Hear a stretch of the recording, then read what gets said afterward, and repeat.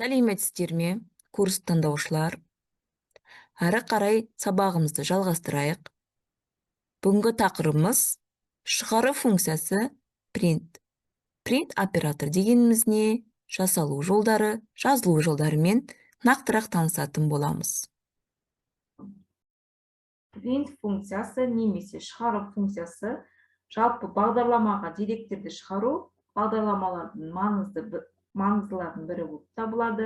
Шығару функциясын бағдарламаның нәтижесін әрі қарай көруге, пайдалануға, беруге мүмкіндік береді. Pythonда деректерді басып шығарудың кең таралған тәсілдерінің бірі оларды консольға басып шығару. Бұл дегеніміз жұмысымыздың нәтижесін тез әрі нақты көру деген сөз. Әрі қарай print функциясының қолдану негізгі әдістермен, тәсілдермен қарастыратын боламыз, яғни мысалдар келтіру арқылы. Бірінші мысал, name айнымалысы тең input жақшаның ішіне азат деп жазатын болсақ, яғни printқа біз келесідей тізімдерді, яғни текстті жазуымызға болады. Ол дегеніміз тырнақшаның ішіне танысайық. Менің атым және name айнымалысын шақыру арқылы біз принтті шығарамыз. Нәтижесінде біз консольдан танысайық, менің атым Азат деген нәтижені аламыз.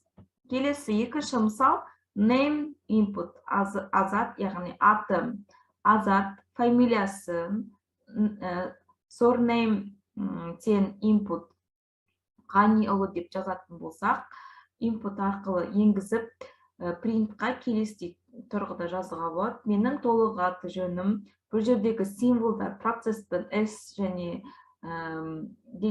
процент дегеніміз, олар бізде арасына сөздер арасына пробел қою деген мағынаны білдіреді. Ары қарай surname, name деп жазамыз. Бұнда бірінші бізде Фио және атын жазып айнымалар шақыратын болсақ, нәтижесінде біз менің толық аты жөнім Ғаниұлы Азат деген сөзді алып шығамыз.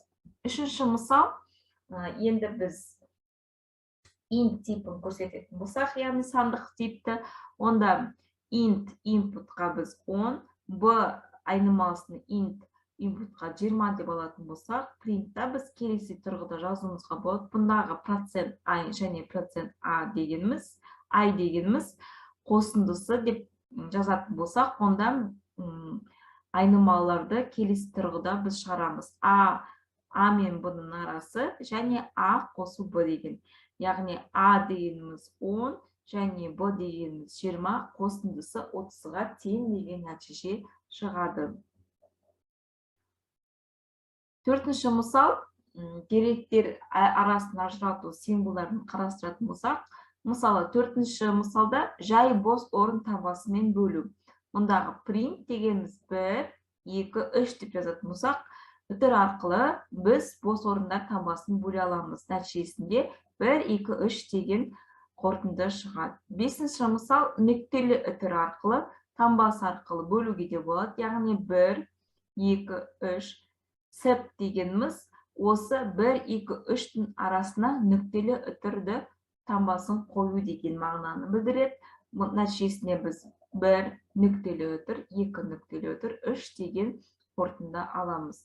Алтыншы мысал, басқаша мынандай келесі таңбаларды бөлу жазатын болсақ, тура солай біз 1, 2, 3 үтір арқылы септі арасына, яғни септің ішіне қандай таңба немесе символ қоямыз, соны белгілеп кетеміз.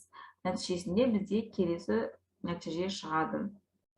Жетінші мысал, көлденең табуляция, яғни көлденең табуляция Т арқылы бөлуде болады. Бұл дегеніміз арасын бірнеше рет алшақтау немесе пробелдер қою деген таңба арқылы принтті шығаруға болады. Сегізінші мысал, немесе келесі жолға, яғни абзац дейді бұны. Келесі абзацта тұрғыда жазу. Бірді бір абзацқа, екінші, үшінші абзацқа жазатын болсақ, біз осындай табуляция N деген символды табаны қою арқылы принттан шығара аламыз. Нәтижесінде 1, екінші абзац 2, 3-ші абзац 3 деген нәтиже шығады. Назарларыңызға рахмет. Сау болыңыздар.